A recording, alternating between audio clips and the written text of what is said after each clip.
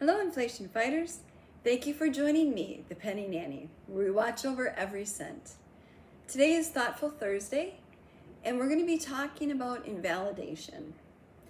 Now, by definition, invalidation is the process of denying, rejecting, or dismissing somebody's feelings.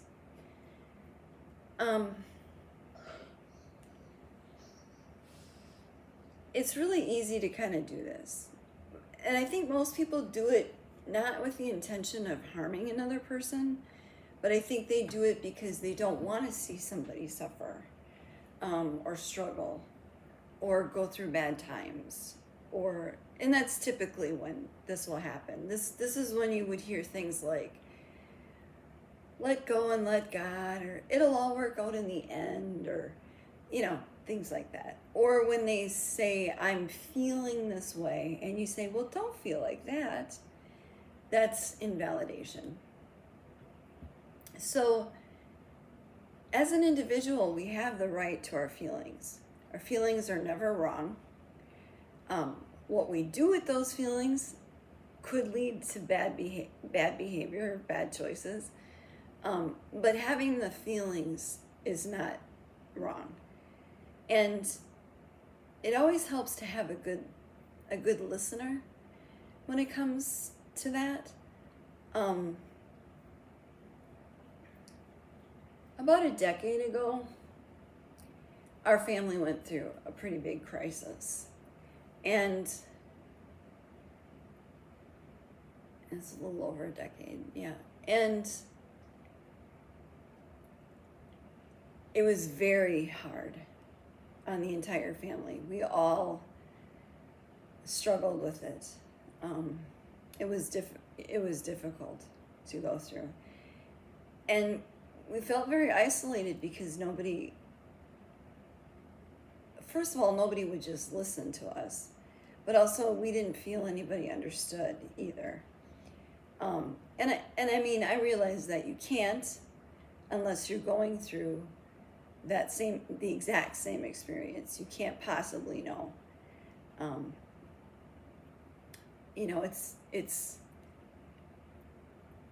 We are all at some point going to lose a parent, and there's many people who've been through that. So when people would say, "Oh, I understand how you feel," they're being genuine when it comes to that. But it was a unique situation we were in, and I realized it was very difficult for people to appreciate what we were experiencing, but it was more difficult, to have our loved ones judge our behavior, to invalidate how we felt, and to want us to just get over it. Those things, they don't come like that. You'd want them to, as the person going through the struggle, but it just isn't reality. And it's difficult for people on the outside to appreciate that. I have a beloved family member who was going through a very difficult time in her family. And she said, whenever I'm having a tough time, I think about you and how you got through your situation. Well, I get what she's saying there. She saw strength and persistence and patience. I was not patient, but she saw that. And she took inspiration from that. But as the person who went through it, the last thing I wanted to do was to be a poster child for that, because it was very difficult, So again, I know her words were well-intentioned, but it's difficult to hear things like that sometimes, because first of all,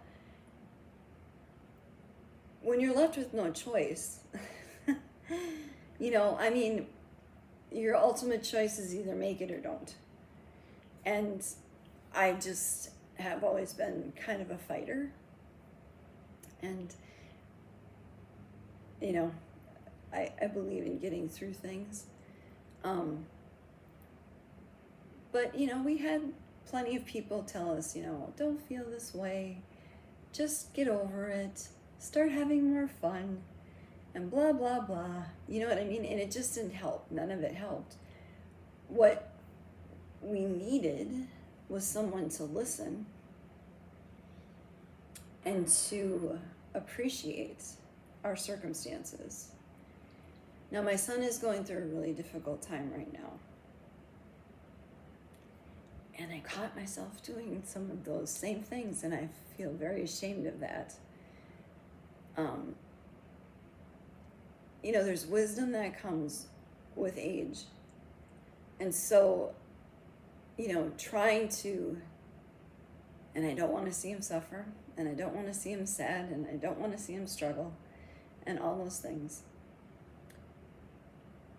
So I flat out apologized to him and said, I'm so sorry if anything I said about this situation made it more difficult or made you feel bad about your feelings and what you're going through. And now I always try to preface what I say to him, when I talk to him about what he's living through. I say to him, I don't want to see you sad and upset, but you have a right to your feelings, and let me know if there's anything I can do to help. I mean, at the end of the day, that seems to be the most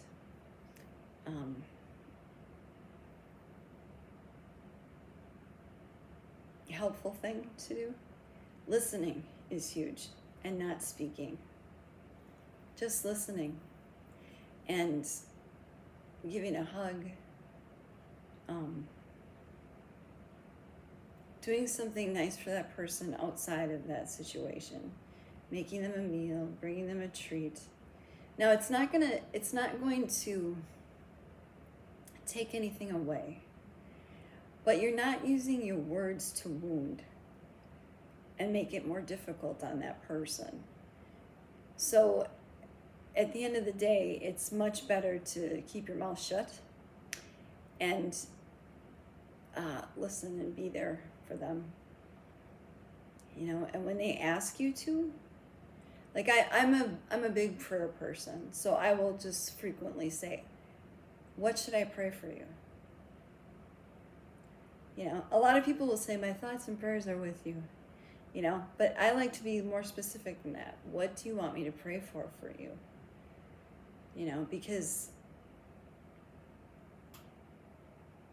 it helps as the person who's witnessing it. It brings a little bit more understanding. And what the person's looking for. And not that I can fix it or even say anything that will stop the pain or do any of those kind of things. But it's just another way of caring that isn't going to wound.